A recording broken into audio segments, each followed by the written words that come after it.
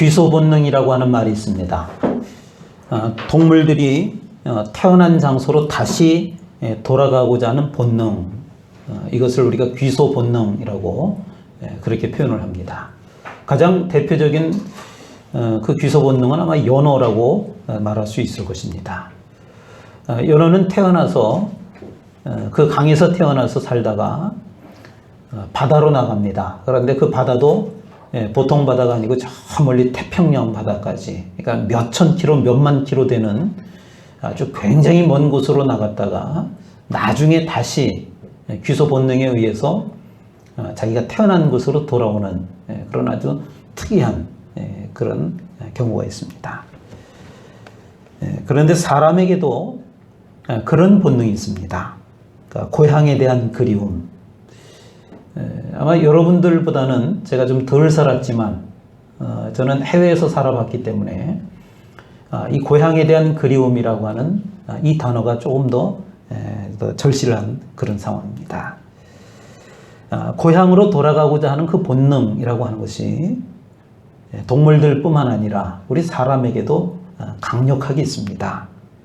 그래서 그 그리움 때문에, 고향에 대한 그리움 때문에 눈물을 짓기도 한다라고 하는 것입니다. 그런데 우리 사람에게는 육신의 고향뿐만이 아닙니다. 하나님께서 그 마음을 주신 것은 사실은 그 고향에 대한 그리움도 그리움이지만 우리는 그 한 단계 더 넘어서서 나그네와 같은 인생길을 살게 되는데 영원한 본향에 대한 그 무의식적인 그리움 같은 것을 우리에게 주신 것입니다. 사람은 하나님께서 창조하셨기 때문에, 하나님께서 만드셨기 때문에 그 하나님이 계신 곳, 천국에 대한 그리움이 우리 사람에게는 본능적으로 있다라고 하는 것입니다. 그래서 그 그리움 때문에 사람은 어떤 모양으로든지 때로는 눈물을 흘리기도 하고 또 울기도 하는 것입니다. 사람이 너무 슬프면 웁니다. 또 너무 감격스러워도 웁니다. 그래서 참 재밌는 광경 중에 하나가 어떤 스포츠 경기를 하는데 결승전입니다. 특히 여자들 경기 때 그런 경우들이 참 많습니다. 한 시즌을 서로 열심히 그 경기를 하고 그리고 이제 마지막에 가서 최종 결승전을 하는데 한 팀은 이기고 한 팀은 집니다. 그러면 우리가 상식적으로 한 팀은 웃어야 되고 한 팀은 울어야 되는데 그 스포츠 경기의 독특한 특징 중에 하나가 이긴 팀은 기뻐서 울고 또 진 팀은 슬퍼서 울고 함께 우는 겁니다. 그리움에 사무치면 사람이 눈물부터 나는 것이 인지상정입니다. 특별히 슬퍼서 우는 사람들이 많습니다. 여러분, 슬플 때는 마음껏 우시길 바랍니다. 왜냐하면 사람은 감성적인 존재이기 때문에 울고 나면, 실컷 울고 나면 마음이 후련해지기 때문에 그렇습니다. 감격스러워서 또 우는 일이 많이 생기시기를 바랍니다. 감격해서 우는 일, 그 일들도 많아지시길 바랍니다. 특별히 하나님의 사랑 때문에 감격스럽고 하나님이 주신 은혜가 감격스러워서 울 수 있는 일들이 많이 있기를 축원합니다. 오늘 우리가 읽은 그 본문 말씀에 보면 눈물을 쏟아내고 있는 한 사람이 등장을 합니다.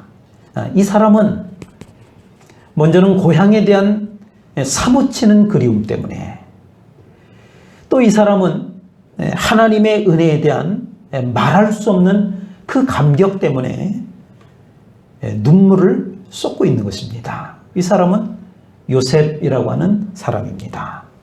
요셉은 12형제 가운데 11번째로 태어났습니다. 아버지 야고보로부터도 가장 사랑을 받는 그 12명 가운데서 특별히 사랑을 받는 그런 아들이었습니다.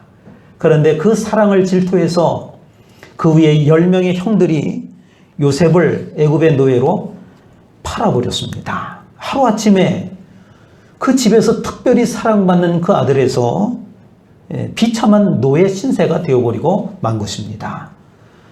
참담했을 겁니다. 보고 싶은 아버지에 대한 마음, 또 그가 먼 타국으로 끌려가면서 고향에 대한 사무치는 그리움, 그리고 20여 년의 세월이 흐릅니다. 그 20여 년의 세월이 흐른 뒤에 애굽의 노예로 팔려갔던 그 요셉이 하나님의 특별하신 은혜로 말미암아 그 나라의 국무총리가 되었다라고 하는 것입니다. 중동 일대 큰 가뭄이 일었습니다. 극심한 가뭄이 찾아왔습니다. 그러나 애굽은 그 국무총리로 있는 요셉의 특별한 지혜로 인해서 창고에 곡식을 가득가득 쌓아놓을 수 있었습니다. 주변 나라 백성들이 애굽의 곡식을 얻으러 옵니다. 그 틈바구니에서 이스라엘에서 온 10명의 형들을 만나게 되는 참 기가 막힌 사건이 오늘 우리가 읽은 본문의 내용입니다. 형들은 20여 년 전에 요셉을 미워해서 노예로 팔았던 사실적으로 얘기하면 아주 못된 그런 형들이었습니다. 그러나 요셉은 고향에 대한 그리움, 또 자기를 특별히 사랑해 주었던 그 아버지에 대한 그리움, 그리고 이미 그 형들을, 그 못된 형들을 용서하는 마음이 그 안에 있었던 것입니다. 오히려 그 형들조차도 보고 싶은 그런 마음이었습니다. 요셉은 형들의 마음을 떠보았습니다. 그런데 예전에 그 형들이 아니었습니다. 특히 넷째 형인 유다라고 하는 그 형은 그 아버지 야곱을 극진히 생각하고 있는 그 마음을 읽을 수 있었습니다. 또 자기 밑에 친동생이 하나 있는데 그 베냐민이라고 하는 동생인데 그 동생마저도 그 유다가 극진히 아껴주는 그런 모습도 보았습니다. 나중에 이 유다에게서 다윗이 나오게 되고 또 예수님의 족보가 다윗으로부터 나온다라고 하는 것입니다. 그 유다 지파가 바로 그 유다입니다. 나머지 형들도 많이 변해 있었습니다. 요셉은 그런 모습에 감격을 합니다. 그래서 1절과 2절에 보니까 그 주변에 있는 신하들을 다 물리치고 큰 소리로 울었다고 했습니다. 형제의 정을 억제할 수가 없어서 대성통곡을 하면서 그 형들 앞에서 그 신하들을 물리치고 울었던 것입니다. 여러분들 가운데도 형제 간에 상한 마음이 있다라고 하면 이런 감격스러운 회복이 있기를 주님의 이름으로 축원을 드립니다. 드디어 자기가 동생 요셉이라고 하는 사실을 형들에게 알립니다. 3절입니다. 나는 요셉이라 내 아버지께서 아직 살아계시니까. 형들이 그 앞에서 놀라서 대답하지 못하더라. 지금 형들이 놀라서 기절할 지경입니다. 아무 말도 못합니다. 그 형들이 얼마나 두려웠을까요? 요셉은 형들에게 분노하지 않았습니다. 소리 지르지 않았습니다. 가까이 오라고 초청을 합니다. 나는 애굽의 총리다. 그러지도 않았습니다. 4절 말씀입니다. 내게로 가까이 오소서. 그들이 가까이 가니 이르되 나는 당신들의 아우 요셉이니 당신들이 애굽의 판자라. 물론 이거 팔았다고 지금 원망하는 말투가 아니라 내가 요셉입니다. 기억나시죠? 20년 전에 그 팔았던 그 동생이 바로 납니다. 난 당신들의 아우입니다. 이 말 속에서 요셉은 이미 형들을 용서했다라고 하는 것입니다. 상처에 매여 있지 않습니다. 과거의 굴레에 속박당하고 살지 않았습니다. 감격의 눈물로 그 형들을 품어주는 것입니다. 그러면서 요셉이 형들에게 자기가 왜 애굽의 총리라고 하는 자리에 있게 되었는지를 그 이유를 설명하는 것이 오늘 내용입니다. 여러분, 오늘 이 말씀 속에서 오늘 우리에게 주시는 그 하나님의 음성을 들을 수 있기를 주님의 이름으로 축원을 드립니다. 첫째는 꿈의 차이만큼 인생은 차이가 난다라고 하는 것을 오늘 말씀 속에서 읽을 수가 있습니다. 꿈꾸는 대로 이루어지는 것입니다. 꿈이 큰 사람은 꿈이 큰 만큼 그만큼 이루어질 수 있다라고 하는 그런 말씀입니다. 요셉과 형들은 20년 전에 모두 양치기로서 똑같은 생활을 했었습니다. 그런데 20년 만에 만나게 된 것입니다. 요셉은 강대국 애굽의 총리가 되어 있습니다. 반면에 10명의 형들은 20년 전이나 지금이나 여전히 양치기로 살아갑니다. 그것도 먹을 것이 없어서 먼 애굽까지 와서 곡식을 살아온 그런 신세가 되었습니다. 신분의 차이도 차이지만 이 형들은 그 과거의 죄책감에 매여서 두려워서 벌벌 떨고 있는 그런 모습입니다. 그러자 요셉은 그들을 용서하고 그들을 품어줍니다. 애굽의 총리가 된 요셉은 형들을 처음 만났을 때 이렇게 깨달았을 겁니다. 아, 내 꿈이 이루어진 거구나. 어떻게 할 수 있느냐 하면요, 창세기 42장 9절 말씀에 보면 요셉이 그들에 대하여 꾼 꿈을 생각하고 이렇게 회상을 하고 있습니다. 20년 전에 요셉이 꿈을 꿨습니다. 그러니까 그 꿈의 내용은 자기가 높은 자리에 올라간다라고 하는 그런 꿈이었습니다. 그런데 그 꿈이 생각이 나서 아, 그 꿈이 이루어진 거구나 깨달은 겁니다. 20년간 꿈을 꾸고 살았습니다. 고난을 견뎌내면서 그 꿈을 키워왔던 것입니다. 그리고 마침내 애굽의 총리가 되었습니다. 그러나 형들은 처음부터 요셉의 꿈을 시기하고 거부했습니다. 꿈 같은 소리 하지 마, 무시했습니다. 현실만 바라보고 살았습니다. 20년이 지나도 그들은 변한 것이 없습니다. 오히려 먹고 살기 힘든 그런 형편만 되고 말았습니다. 요셉과 형들의 차이가 무엇일까요? 어떤 차이가 있는 걸까요? 다른 것이 아닙니다. 꿈의 차이입니다. 비전의 차이입니다. 꿈의 차이가 인생의 차이를 만든 것입니다. 꿈의 크기가 인생의 크기를 결정한 것입니다. 요셉은 그 마음속에 비전을 품고 수고와 고통을 감내했습니다. 그리고 하나님은 마침내 꿈대로 되게 해주셨습니다. 그러나 형들은 꿈을 무시하고 현실만 바라보고 살았습니다. 그래서 여전히 현실에 매여 사는 사람이 되고 만 것입니다. 꿈의 크기만큼이나 인생의 크기는 차이가 난다라고 하는 것을 꼭 기억하시길 바랍니다. 요셉은 비록 강제로 고향을 떠나게 되었지만 하나님을 원망하거나 불평하지 않았습니다. 오히려 고향을 떠났기 때문에 고향에 대한 그리움을 품을 수가 있었던 것이고 천국에 대한 비전을 가질 수가 있었던 것입니다. 앞을 바라보며 꿈을 꾸시기를 바랍니다. 아, 이만하면 먹고 살만한데 됐지 뭐. 그러면은요, 먹고 살다가 때가 되면 여러분 죽을 겁니다. 그 무의미한 인생입니다. 힘들고 어려운데 요 위기만 벗어났으면 더 소원이 없겠다.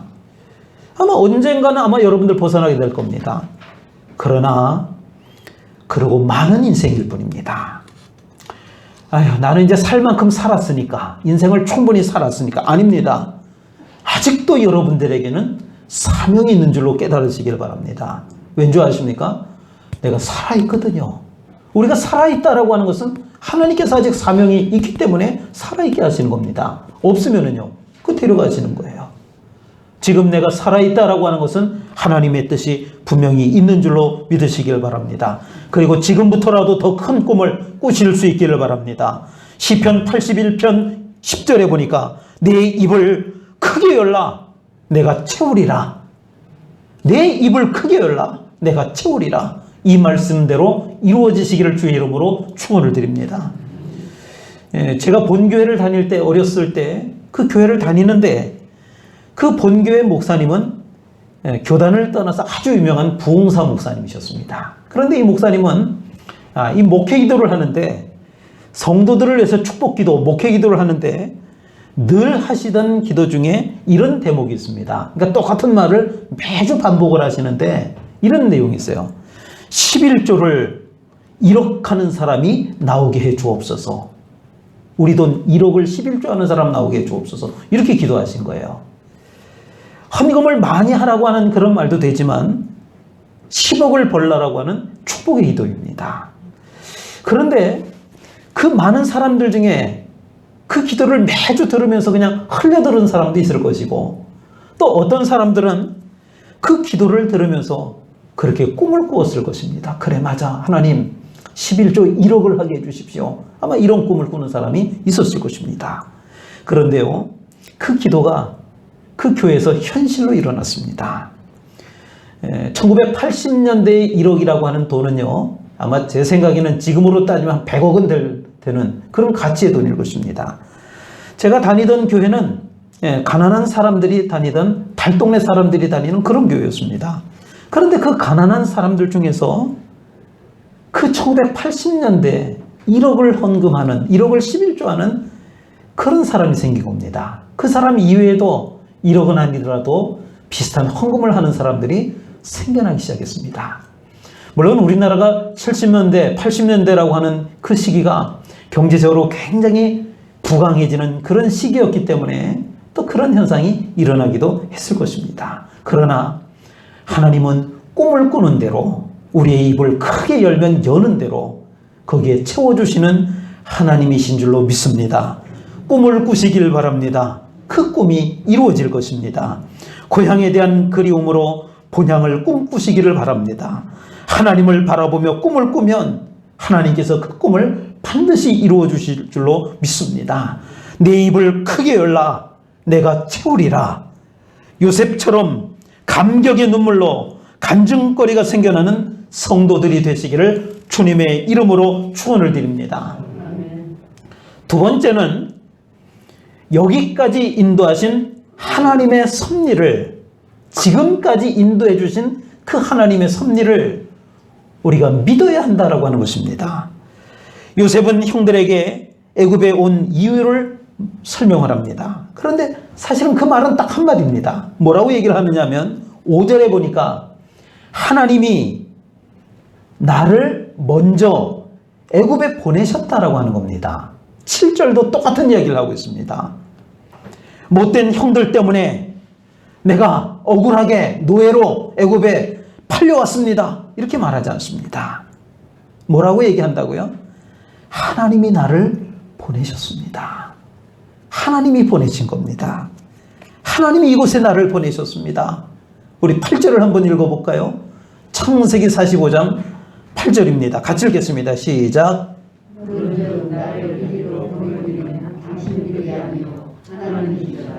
하나님이 나를 바로에게 아버지로 삼으시고 그 온 집에 주로 삼으시며 애굽 온 땅의 통치자로 삼으셨나이다. 아멘. 내가 이곳 애굽에 오게 된 것은 하나님이 보내셨다라고 하는 겁니다. 또 이곳에 와서 애굽의 총리가 된 것도 하나님이 하게 하신 것이라고 하는 것입니다. 매우 중요한 고백입니다.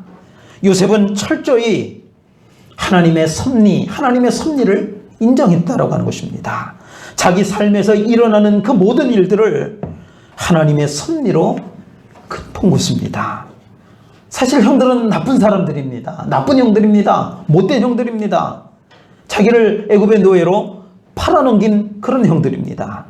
그런데도 그 속에서 하나님의 섭리가 있음을 깨달은 것입니다. 여러분, 우리가 살아가는 그 모든 삶의 여정 가운데 그것이 좋은 일이든 나쁜 일이든 또 어떤 사람이 나를 해하려고 했던, 나에게 유익을 주었던 그 모든 것 가운데 하나님의 섭리가 있다라고 하는 것을 깨달을 수 있기를 주의 이름으로 축원을 드립니다.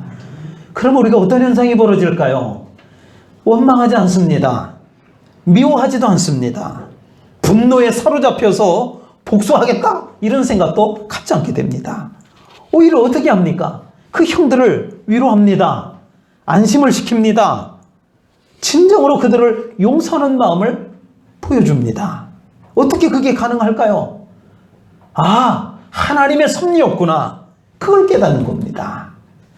그래서 하나님의 마음으로 형들을 볼 수가 있게 된 것입니다. 여러분, 이 모든 것이 하나님의 섭리라고 하는 것이 깨달아지면 우리 마음속에는 그 하나님의 마음이 품어지는 겁니다. 하나님의 마음으로 우리가 표현할 수 있게 되는 것입니다.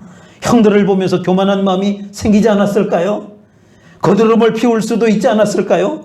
그러나 요셉은 그렇게 하지 않았습니다. 그냥 인간적인 동생으로 나는 당신들의 아우 요셉입니다. 그러면서 그 형들을 대합니다. 나는 당신들의 아우 요셉입니다. 나를 이 자리에 세우신 분은 하나님이십니다. 그래서 총리이지만 교만하지 않았습니다. 성공의 자리에 있었지만 여전히 겸손합니다. 어떻게 그럴 수 있다고요? 하나님의 섭리로 깨달았기 때문인 줄로 믿으시길 바랍니다. 노예의 자리에서도 절망하지 않았습니다. 누명을 쓰고 감옥에 있으면서도 절망하지 않았습니다. 실패처럼 보이는 자리에서도 결코 포기하지 않았습니다. 거기에도 하나님의 섭리가 있다라고 하는 것을 믿었기 때문인 것입니다. 저는 지금까지 목회를 해오는 지금까지의 여정에서 고개를 갸우뚱한 적이 한두 번이 아닙니다. 하나님이 왜 이렇게 하셨을까? 내가 뭐 잘못했다고 이런 어려움을 주시는 걸까? 이렇게 되는 것이 하나님의 교회에도 더 유리할 텐데 왜 이런 방향으로 인도를 하시는 걸까? 그 하나님에 대해서 어떨 때는 제가 고개를 갸우뚱거리면서 이해가 되지 않을 때가 종종 있었습니다. 그러나 지나놓고 보니까 그때는 제가 몰랐는데 그 시간이 좀 흐르고 나니까 하나님의 섭리를 깨닫게 되고는 제가 무릎을 탁 칠 때가 한두 번도 아닙니다. 그래서 요즘은 하나님께서 저를 이상한 방향으로 이끌어 가시면 오히려 기대감이 생깁니다. 어떤 결과를 주어서 나를 놀래키게 하실까? 이런 생각이 들 때가 종종 있습니다. 여러분들은 이 자리에 왜 계신 걸까요? 어떻게 해서 이 자리까지 오게 되셨나요? 아마도 이 일대가 고향이기 때문에 이곳에 계시는 분도 계시겠지만 아마 대부분은 원래 고향에서 떠나서 이곳에 정착하신 분들일 겁니다. 가정을 이루느라 이곳에 오기도 하고 또 먹고 사는 일을 하다 보니까 또 이곳에 정착하기도 하고 또 어떤 경우는요, 나도 모르는 사이에 보니까 지금 내가 이 자리에 있는 겁니다. 그러나 생각 같지 않습니다. 좋은 꿈을 가지고 이 자리에 왔고 또 이곳에서 잘 되기를 원했는데 때로는 후회가 되기도 하고 또 이곳에 살면서 곤란한 지경에 우리가 있기도 한다라고 하는 것입니다. 여러분, 이럴 때는 바로 요셉의 자세를 가져야 합니다. 여러분은 하나님이 보내셨습니다. 지금 이 자리에 하나님이 보내셨기 때문에 저와 여러분들이 있게 된 줄로 믿으시길 바랍니다. 그리고 우리가 하나님을 믿고 의지하면 하나님의 방법대로 끝끝내는 여러분들을 인도하여 주실 줄로 믿습니다. 결국에는 하나님의 섭리를 깨닫는 그 시간이 오게 될 줄로 믿습니다. 하나님의 섭리를 미리 알기는 어렵습니다. 다 지나가 봐야 깨달아지는 경우가 대부분입니다. 그러나 여러분, 좋으신 하나님을 바라보실 수 있기를 바랍니다. 하나님의 선하신 그 손길을 느끼실 수 있기를 바랍니다. 지금 일어나는 일들을 하나님의 섭리로 해석할 수 있게 되시기를 간절히 바랍니다. 왜냐하면 하나님은 우리에게 가장 좋은 것 아니면 아니 주시는 하나님이시기 때문인 줄로 믿습니다.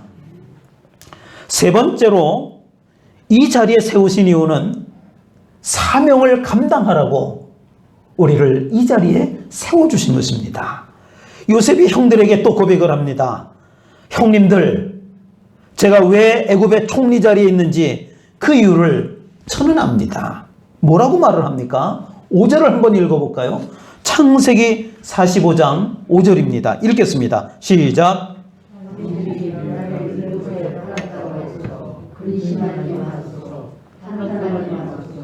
하나님이 생명을 보호하시려고 나를 당신들보다 먼저 부르셨나이다. 아멘. 7절로 읽어보겠습니다. 같이 읽습니다. 7절 시작. 하나님이 큰 구원으로 당신들의 생명을 보존하고 당신들의 후손을 세상에 주시려고 나를 당신들보다 먼저 보내셨나이다. 아멘.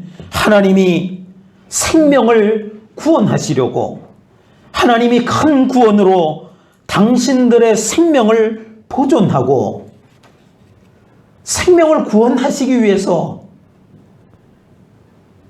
그 요셉을 먼저 이곳에 보내셨다라고 그렇게 고백을 하고 있습니다. 어떤 자리든지 간에 하나님이 그 자리에 세우신 이유가 분명히 있는 겁니다.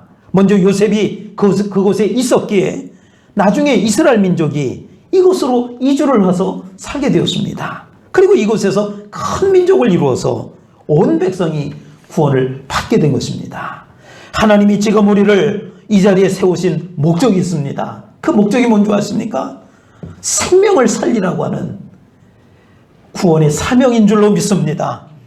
비록 요셉은 원치 않는 삶을 산 것 같지만 하나님이 이끄시는 삶을 살았기에 이곳에서 꿈을 이루었기에 부모 형제가 살게 되었고 민족이 살게 되었고 그리고 애굽도 살게 된 것입니다.